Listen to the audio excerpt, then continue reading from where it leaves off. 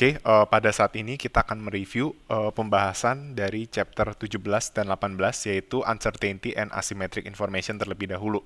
Ya, bicara tentang asymmetric information, kita perlu mengenal sebuah konsep yang namanya market for lemons. Ya, tetapi bukan berarti market for lemons itu adalah market untuk buah lemon gitu ya. Tetapi sebenarnya lemons ini merujuk pada suatu barang yang kualitasnya rendah atau low quality goods. Oke, jadi ceritanya ada dua barang di dalam sebuah pasar. Ceritanya ada dua barang, yaitu barang yang high quality dan low quality. Nah, untuk barang yang high quality ini bisa kita inisialkan sebagai peach, sedangkan yang low quality itu adalah lemon. Nah, kenapa lemon dipakai untuk istilah low quality product? Karena lemon itu sifatnya asam gitu ya. Jadi kurang lebih seperti itu ya. Nah, eh, di manakah terjadinya asymmetric information ini? Terjadinya adalah ketika kita ingin membeli pitch atau ketika kita ingin membeli suatu barang yang high quality. Itu kita bisa mendapatkan barang yang low quality. Kenapa nggak terjadi di pasar low quality? Karena umumnya kalau misalnya kita sudah secara niat pengen beli low quality goods, maka kita pasti dapatnya low quality. Apakah mungkin dapat high quality? Mungkin, tapi kemungkinannya sangat kecil. Bisa jadi memang karena salah naruh produk atau apa gitu ya. Tapi biasanya kalau kita udah ngincer barang yang low quality, ya kita pasti dapatnya yang low quality juga, ya. Tapi kalau kita ingin beli barang yang high quality, ada kemungkinan barang yang kita beli itu low quality, ya. Kalau kita pengen beli peach, bisa saja kita nggak dapatnya peach, tapi kita dapatnya lemon, seperti itu. Kenapa ini bisa terjadi? Ya karena adanya asymmetric information. Kita tidak bisa memverify quality barang tersebut. Misalnya, eh, bisa jadi kita tidak bisa verify atau kita tidak secara sempurna memverifikasi hal tersebut. Jadi bisa ada kesalahan di situ. Misalnya ketika kita ingin membeli mobil bekas di suatu dealer mobil ya, atau macam-macam lah kasusnya ya. Eh, Intinya marginal cost memproduksi lemon atau low quality good itu pasti lebih rendah ya daripada yang high quality. Nah, asumsinya adalah pasarnya kompetitif atau persaingan sempurna sehingga lemons itu akan diset harganya sebesar marginal cost dari produksinya. Oke. Lalu bisa ada kemungkinan juga market untuk high quality produk itu tidak ada. Jadi bisa dibilang barang-barang yang benar-benar high quality bisa tidak ada pasarnya. Itu karena consumer tidak ingin membiayai iklan untuk barang-barang yang high quality. Padahal kalau kita belajar di pasar monopolistik, salah satu sinyal untuk mengirimkan kepada consumer barang-barang yang high quality itu lewat advertising. Tapi ceritanya si consumer nggak mau gitu.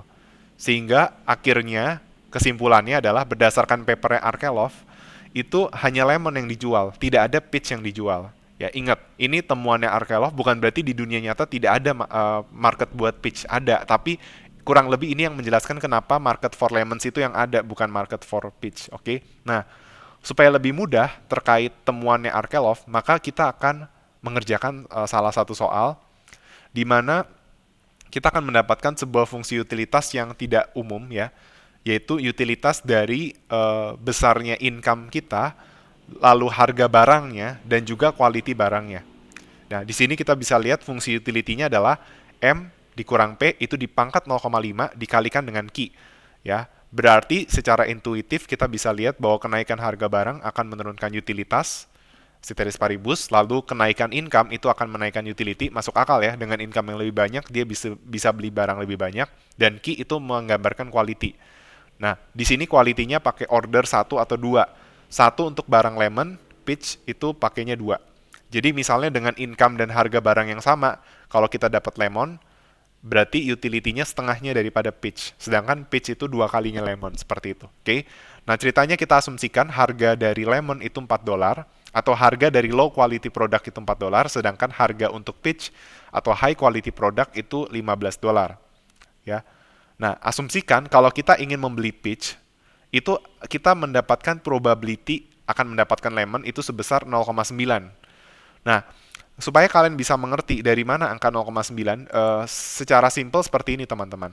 Misalnya ada 100 barang dan kita ceritanya diberikan informasi atau pokoknya informasi yang tersedia adalah dari 100 barang itu hanya 10 barang yang benar-benar peach atau quality-nya high. Sedangkan sisanya 90 barang itu low quality. Nah, berarti udah jelas ya, probabilitasnya berarti 90/100 gitu ya. Berarti kita bisa menyimpulkan probability of getting a lemon when purchasing high quality good itu 0,9 atau 90%. Nah, maka kita diminta untuk menjelaskan explain why this situation supports consumers to buy lemon. Kenapa akhirnya consumer itu lebih memilih lemon ketimbang peach. Jadi ceritanya ada marketnya nih buat lemon sama peach. Tapi kenapa consumer akan lebih memilih beli lemon daripada peach? Nah, berarti kalau kita beli lemon, kondisinya itu certain. Karena udah pasti dapetnya lemon. Kalau belinya peach, belum tentu dapat peach. Bisa dapat lemon, bisa dapat peach. Nah, berarti utility kita tidak perlu expected utility lemon. Kita cukup cari utility lemon aja. Nah, kita udah tahu M-nya itu 40, P-nya 4, quality-nya, key-nya kalau lemon 1. Nah, masukin aja. Nanti dapat utility lemon-nya itu 6. Nah, sekarang kita tinggal cari expected utility dari peach.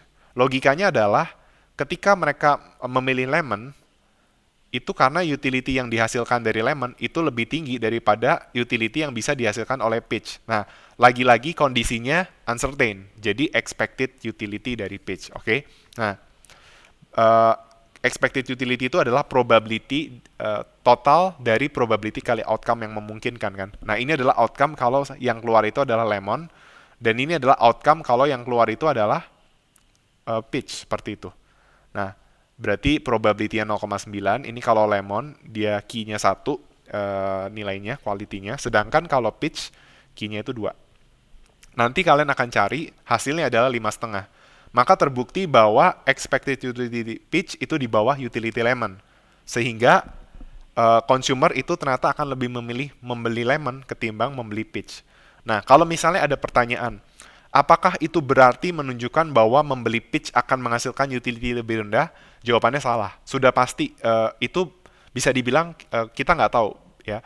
Ada kemungkinan nggak utility dari peach itu lebih tinggi dari lemon? Ada ya. Tapi kan masalahnya kondisinya uncertain. Makanya kita nggak bisa cari utility dari membeli peach. Kita hanya bisa mencari expected utility.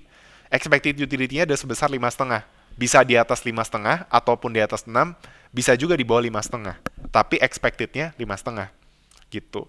Nah, karena pada akhirnya consumer itu membeli lemon, karena utility lemon lebih tinggi dari expected utility peach, atau expected utility peach di bawah utility lemon, atau bisa dibilang expected gain-nya itu di bawah 0. Kalau mau lihat gain itu lihat selisihnya aja, kan selisihnya itu minus ya. Maka kita bisa mengasumsikan bahwa preferensi konsumen itu adalah dia sebagai risk averse atau menghindari resiko. Oke? Jadi we assume that consumers' preferences are risk averse. Oke? Nah, itu kalau seandainya kondisinya mereka membeli lemon. Mungkinkah bahwa consumer itu akan membeli peach? Meskipun temuannya papernya Arkelov itu bilang seperti itu, tapi bukannya berarti tidak mungkin consumer pada akhirnya membeli peach. Nah, misalnya kita asumsikan terjadi perubahan dari informasi yang ada di soal. Bisa income-nya, bisa harga lemon-nya, bisa harga peach-nya, bisa probability-nya dari mendapatkan lemon ketika membeli peach. Nah, sekarang kita asumsikan yang berubah itu adalah harga lemon-nya. Oke, maka intinya adalah kalau seandainya dia membeli peach itu karena expected utility dari peach-nya itu lebih gede dari utility membeli lemon. Seperti itu. Nah, karena harga lemon yang berubah, yang lain nggak berubah, udah pasti expected utility dari peach-nya itu juga nggak berubah. Tetap sebesar 5,5. Nah, sedangkan utility lemonnya itu berubah karena harga lemonnya bisa berubah, kan harga lemonnya berubah. Nah, intinya adalah utility dari lemonnya itu harus di bawah 5,5. Nah, berarti kita asumsikan dulu utility dari lemon itu 5,5. Nah, berarti ternyata kita masukin aja kan utility dari lemon, bedanya P-nya kita kosongin. Nah, ternyata supaya utility lemon 5,5, P-nya harus 9,75. Berarti supaya utility lemon di bawah 5,5, berarti harganya itu harus di atas 9,75. Berarti kesimpulannya adalah consumer akan membeli peach ketika harga lemon itu naik dari $4 menjadi di atas $9,75. Ceteris paribus. Oke. Kalau seandainya dia risk neutral, berarti 9,75 sudah bisa membuat consumer itu membeli peach. Tapi kalau dia sebagai risk averse, dia harganya itu harus di atas 9,75. Atau utility lemonnya sampai lebih di bawahnya expected utility peach sehingga dia membeli peach seperti itu. Oke, itu kalau seandainya harga lemon yang berubah. Bagaimana kalau yang berubah itu adalah harga peach-nya? Tetap expected utility pitch itu harus di atas utility lemon. Cuma bedanya dari soal B di B adalah kalau di B yang berubah itu adalah utility lemonnya. Karena harga lemon yang berubah. Nah, tetapi di poin C yang berubah tuh harga pitch-nya. Berarti utility lemon itu nggak bisa berubah, dia pasti 6. Yang bisa kita ubah itu adalah expected utility dari pitch. Nah, berarti kita bikin dulu nih. Kalau expected utility pitch-nya itu 6, berapa harga pitch-nya? Nah, ternyata setelah diselesaikan persamaannya, dapat bahwa harganya itu adalah 10,25 dolar. Sehingga kita bisa menyimpulkan bahwa consumer itu akan membeli pitch apabila harga pitch-nya itu turun dari 15 dolar menjadi di bawah 10,25 dolar. Artinya kalau harganya 10,25 dolar, consumer mau beli, berarti dia risk neutral. Kalau seandainya harganya masih di atas 10,25, dia mau beli, itu berarti dia risk loving atau risk seeker. Tapi kalau dia risk averse, ini harus tercapai kondisi ini. Maka consumer baru mau beli pitch kalau harga pitch itu di bawah 10,25 dolar ceteris paribus atau harga lemon dan lain-lainnya nggak berubah. Oke, jadi ini adalah syarat dari risk averse.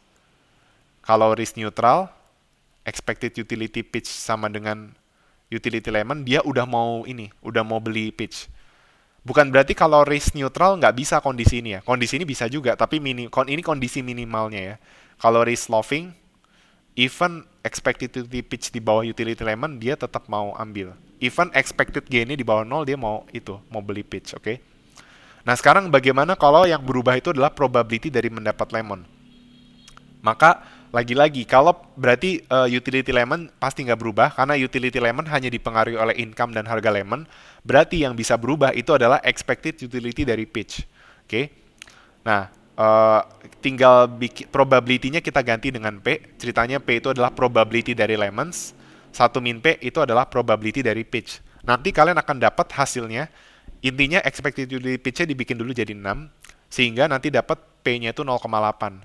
Ya, jadi kalau seandainya expected utility pitch sama dengan utility lemon, itu terjadi karena probability mendapat lemon sebesar 80% atau probability mendapat pitch sebesar 20%. Nah, logikanya kalau probability lemon semakin tinggi, maka expected utility dari pitch akan semakin rendah. Karena kemungkinan dia dapat pitch itu lebih rendah dan utility dari lemon itu lebih rendah. Jadi expected utility-nya akan ke bawah gitu ya. Sehingga kita bisa menyimpulkan bahwa kalau dia masih risk averse ya, berarti probability dari mendapatkan pitch itu harus di atas 20%. Supaya expected utility pitch-nya itu lebih gede daripada utility membeli lemon gitu ya.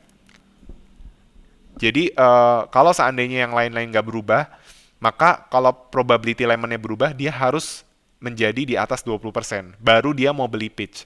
Tapi kalau probability mendapat pitch-nya masih di bawah 20%, itu dia masih belum mau beli pitch. Gitu. Kecuali dia kalau 20% risk neutral, di bawah 20% risk loving. Tapi kalau risk averse harus di atas 20%. Oke? Saya harap penjelasannya masih jelas untuk yang soal pertama.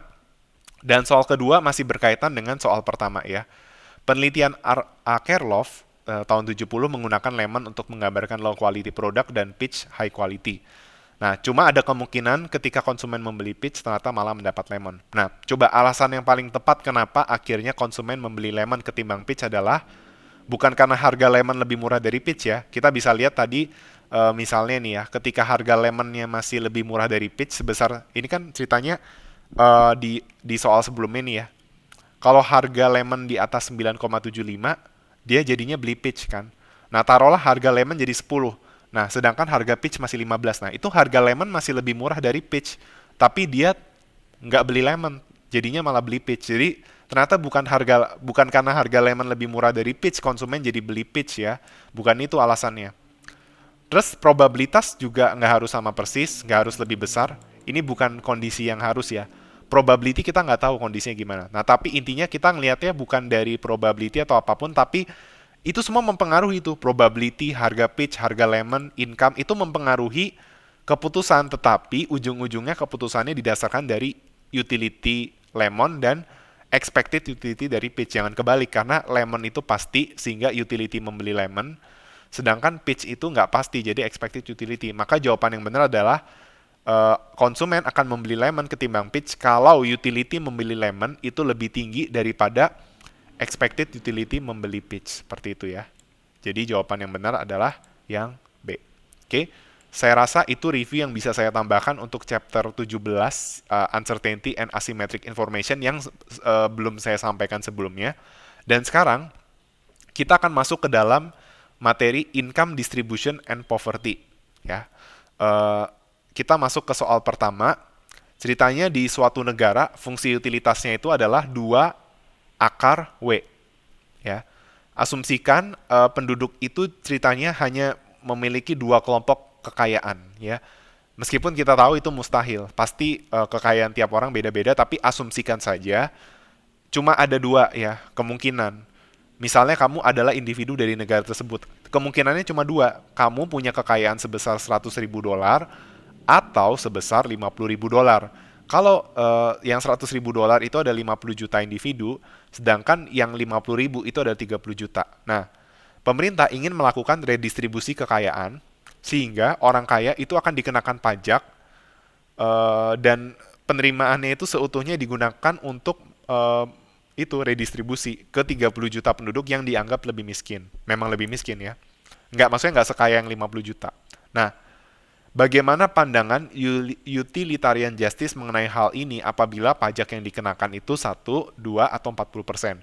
Nah, mesti ingat utilitarian justice itu adalah redistribusinya itu berdasarkan apa? Berdasarkan asumsi bahwa $1 di orang kaya itu kurang $1 di orang miskin lebih berharga dari $1 di orang kaya. Alasannya adalah konsep the law of diminishing marginal utility dari wealth atau dari income. Nah, masalahnya marginal utility hanya mengalami diminishing jika individu itu risk averse. Nah, sekarang kita akan lihat fungsi utility-nya. Apakah betul ini utility untuk risk averse? Ya, utility-nya adalah 2 akar W. 2 akar W itu sama seperti 2 dikali W pangkat setengah. Nah, apakah ini risk averse atau enggak? Kita bisa uji dengan cara menurunkan marginal utility-nya atau turunan kedua dari fungsi utility. Nah, sekarang kita turunkan pertama dulu. Ya, turunan pertamanya adalah jadinya W pangkat min setengah. Nah, turunan keduanya, turunan pertama MU atau turunan kedua utility terhadap wealth, itu jadi min setengah W pangkat min 3/2. Nah, ini jelas di bawah 0 karena wealth pasti di atas 0, min-nya ini membuat negatif.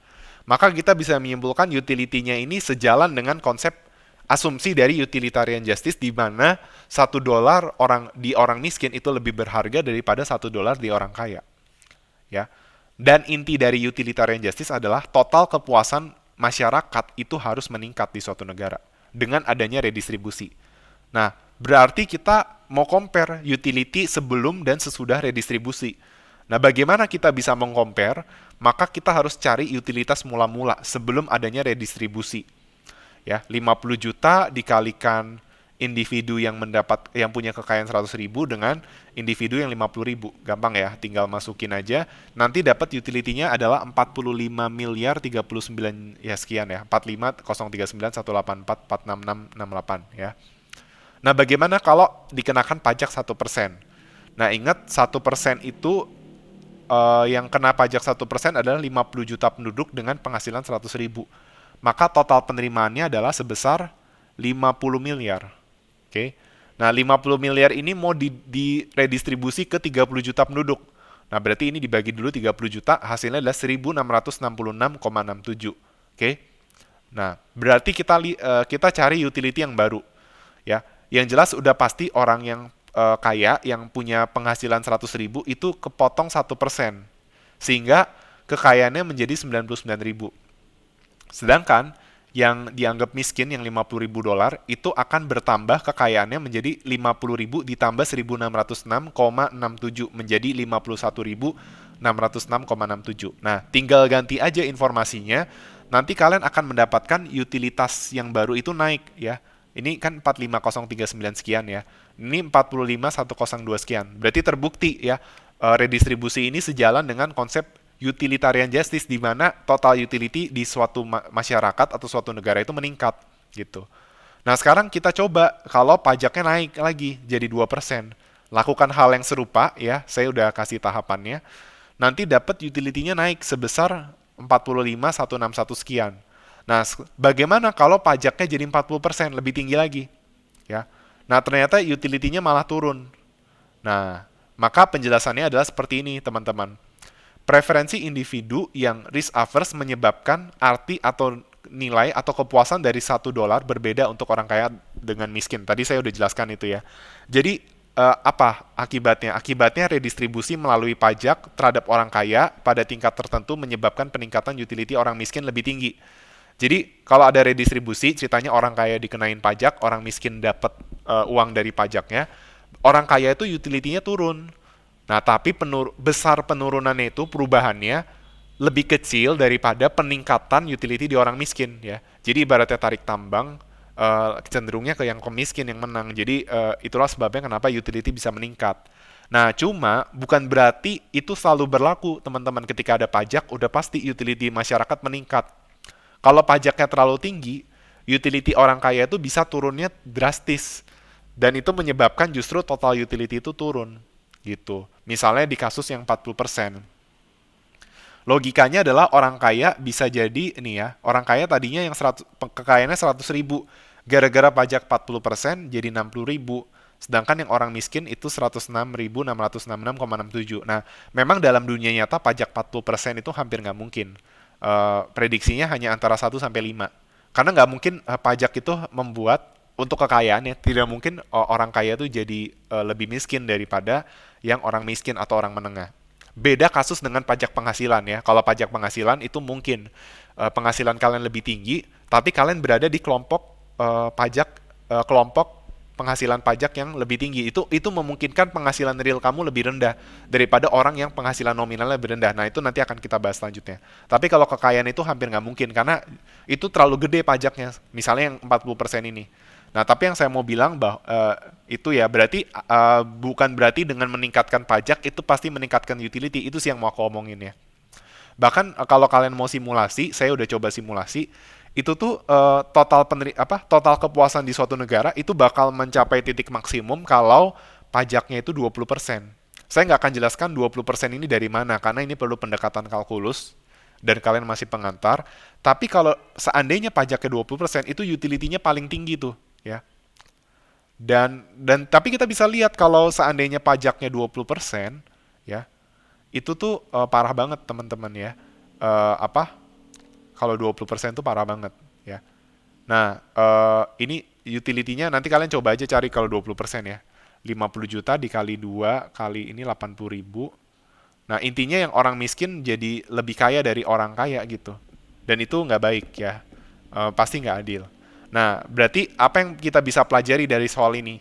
Ya, yang bisa kita pelajari adalah negara memang hadir untuk memaksimalkan kesejahteraan masyarakat. Meskipun demikian, bukan berarti total kesejahteraan adalah segala-galanya, ya. Negara komunis, mereka kan harapannya masyarakat itu bisa setara ya pendapatannya. Itu pun aja nggak tercapai, ya kan? Nah, apalagi yang bukan gitu. Jadi total kesejahteraan itu bukanlah indikator atau suatu target yang ingin dikejar oleh negara. Karena dalam memaksimumkan total kesejahteraan bisa jadi dia mengorbankan orang yang kaya. Dan kita tahu bahwa individu yang kaya dengan ada redistribusi itu udah worse off. Jadi udah pasti kalau redistribusi itu nggak mungkin Pareto. Karena ada yang worse off, contohnya orang kaya. Nah, tetapi saya harus sebutkan juga bahwa redistribusi memang nggak harus menghasilkan Pareto. Bahkan nggak akan menghasilkan Pareto efisiensi. Tetapi ada banyak hal yang perlu dipertimbangkan. Misalnya kita ingin memaksimumkan total welfare gitu ya. Tetapi itu juga harus mempertimbangkan supaya orang kaya itu jangan terlalu worse off gitu ya. Oke, itu yang mau saya sampaikan. Dan kalian mesti paham, utilitarian justice itu lihatnya dari total utilitas keseluruhan masyarakat. Beda dengan Rawlsian atau social justice yang hanya memperhatikan orang termiskinnya saja. Oke, sekarang kita masuk ke soal nomor 2. Nah, ini soal yang saya bilang tentang pajak ya, pajak penghasilan, pajak progresif. Nah, ceritanya kalau penghasilannya 150.000 sampai 199 sekian, itu pajaknya 25%, tapi kalau 200.000, baik sama atau di atasnya, itu kena pajak 30%. Nah, sekarang yang ditanya, individu mana yang mendapatkan pendapatan real tertinggi? Nah, memang idealnya adalah kalian mencari satu persatu ya. Jadi misalnya individu pertama pendapatan realnya berapa sampai individu kelima, lalu kalian pilih yang tertinggi. Nah, tapi itu wasting time. Jadi kalian tetap bisa cerdik untuk mengerjakan soal seperti ini. Caranya adalah seperti ini, teman-teman. Logikanya, Oscar dan Thomas ini penghasilannya ada di satu kelompok yang sama. Sedangkan Harry, Oliver, dan George itu ada di kelompok yang berbeda. Oke, logikanya gini, kalau seandainya kelompoknya sama, berarti persentase pajak yang dikenakan itu sama, ya kan? Jadi baik Oscar sama Thomas itu pasti pajaknya sama-sama 25%. Artinya apa? Kalau pajaknya sama, pendapatan real yang paling tinggi itu adalah yang pendapatan nominal tertinggi. Gitu. Jadi udah pasti Oscar nggak dipilih. Gitu. Oke? Nah, terus bagaimana? Berarti kita tinggal nyari pendapatan real Thomas. Nah, tapi apakah langsung jawabannya itu? Belum tentu. Nah, kita harus bandingin Thomas sama Harry. Gitu. Nah, kenapa nggak Thomas langsung dibandingin sama Oliver sama George gitu? Oh, sorry. Gini, kita bandingin Thomas sama George. Kenapa? Karena logikanya gini. Thomas dan George ini pengenaan pajaknya itu beda. Thomas dikasih pajak 25%, sedangkan George itu dikasih pajak 30% gitu. Nah, kenapa supaya cepat ya? Kenapa kita nyari pendapatan real Thomas sama George? Kenapa nggak kita nyari pendapatan real Thomas dan Harry atau Thomas dan Oliver gitu? Kenapa harus Thomas dan George gitu?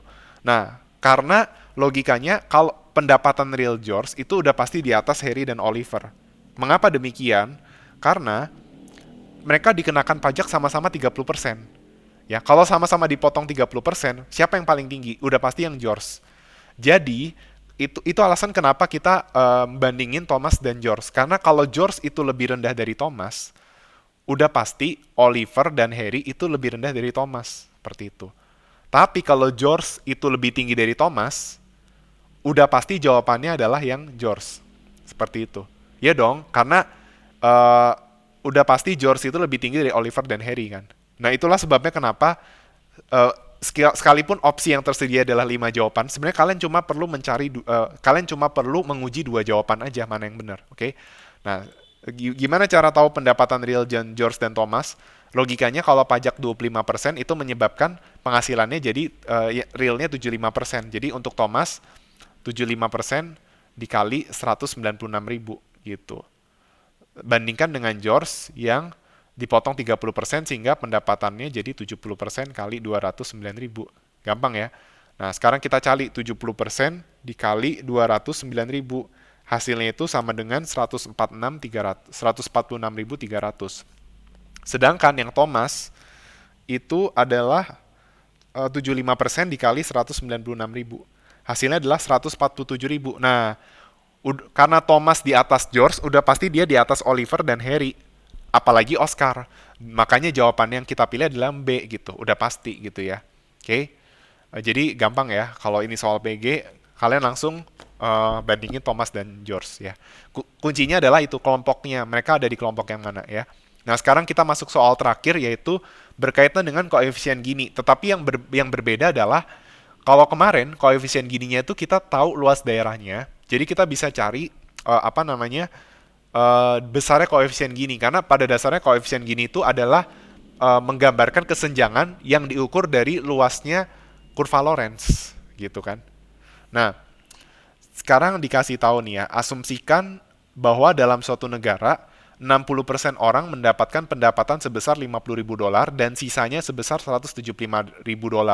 Kalian gak usah bingung, kalau 60, ini kan ceritanya cuma diasumsikan hanya dibagi 2 ini penduduk ya. Kekayaannya 50.000 atau 175.000. Nah, kalau 60% itu pendapatannya 50.000, sudah pasti sisanya 40% itu 175.000. Jadi ini udah pasti persentasenya itu adalah 40%. Oke. Nah, kita disuruh nyari koefisien Gini ya. Tapi ceritanya koefisien Gininya dinyatakan dalam 0,5 dikurang X per 0,5. Nah, ini mempermudah kalian menjawab kalau soalnya pilihan ganda. Nanti saya akan jelaskan. Nah, intinya adalah kita mesti tahu ya, kalau ada ini kan berarti ada 2 informasi ya. Berarti kita pada dasarnya ingin tahu ya, kelompok yang bottom 60% ini, dia tuh menguasai kekayaan berapa persen sih? Sedangkan yang top 40 itu berapa persen? Logikanya gini teman-teman. Logikanya kan pendapatannya 50 atau 175. Berarti kalau mau dipukul rata ya, berarti income itu ada di antara 50 sampai 175. Nah, apakah dia berada di tengah-tengah atau cenderung ke 50.000 atau cenderung ke 175? Nah, itu tergantung dari banyaknya penduduk ya. Penduduknya lebih berat ke 50 atau 175. Gitu, ya kan? Berarti kita pakai konsep rata-rata tertimbang dengan persentase penduduk itu sebagai bobotnya. Nah, yang 50.000 dolar itu bobotnya 60%.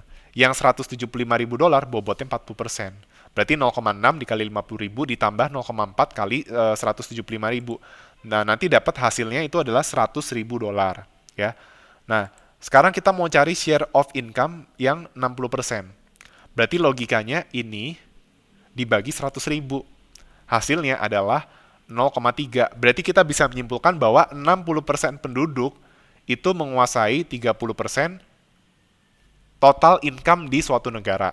Nah, sebenarnya kalian nggak perlu cari ini, karena udah pasti nih logikanya, kalau 60% penduduk yang bottom 60% itu menguasai 30% total kekayaan atau total income, berarti 40% penduduk, eh, 40% penduduk udah pasti menguasai sisanya sebesar 70%.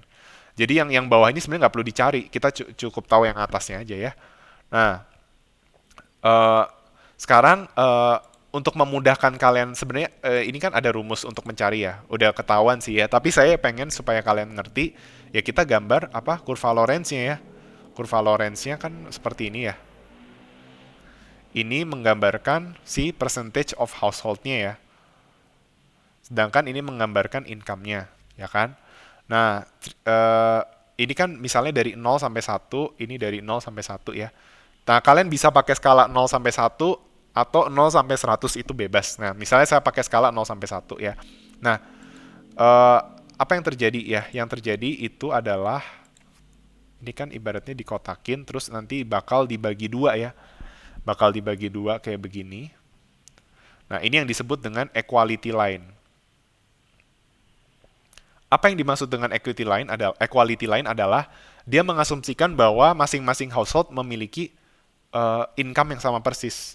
Sehingga 20% household itu akan menguasai 20% income, 40% household menguasai 40% income, dan seterusnya. Makanya kurvanya dia membentuk sudut 45 derajat ya. Kayak gini. Nah, tapi kenyataannya nggak equal. Nah, kalau seandainya senjang banget ya. Kalau senjang banget itu berarti satu orang menguasai seluruh kekayaan. Nah, berarti ini adalah daerahnya dia. Nah, masalahnya Gini koefisien itu ada di antara 0 sampai 1. Ya. Ini kan luas daerah ini adalah seperti luas segitiga yang alasnya 1, tingginya 1. Nah, di mana berarti segitiga itu kan setengah kali alas kali tinggi. Berarti setengah dikali 1 dikali 1. Hasilnya adalah 0,5. Nah, jadi kita bisa menyimpulkan bahwa luas daerah ini udah pasti 0,5. Oke, kalau tidak ada kesenjangan, berarti ya nggak ada luas daerah. Karena kurva Lorenz-nya sama dengan equality line, berarti daerahnya 0. Nah, kondisinya biasanya kurva Lorenz itu seperti ini. Nih, nah ini nih kesenjangannya. Semakin senjang, dia akan semakin menjauh gini. Gitu, ya.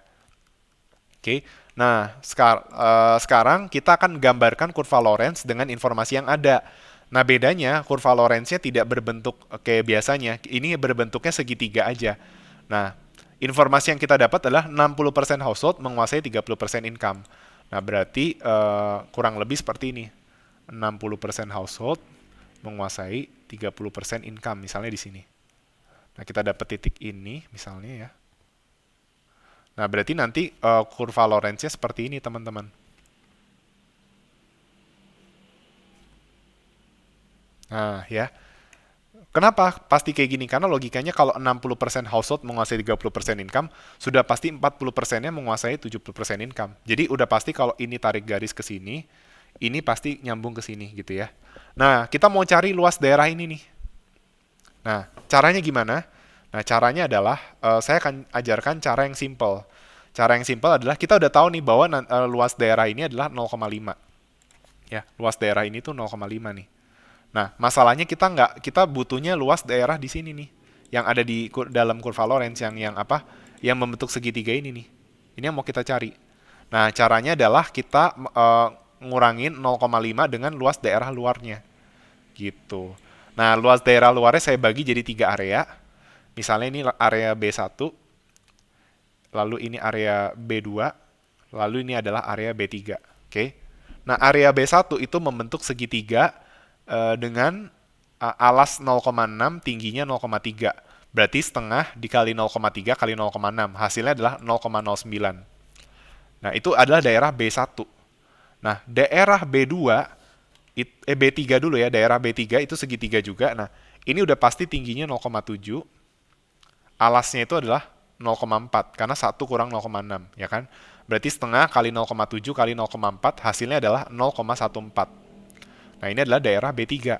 Nah, ini belum mencakup keseluruhan daerah B. Harus dicari daerah B2.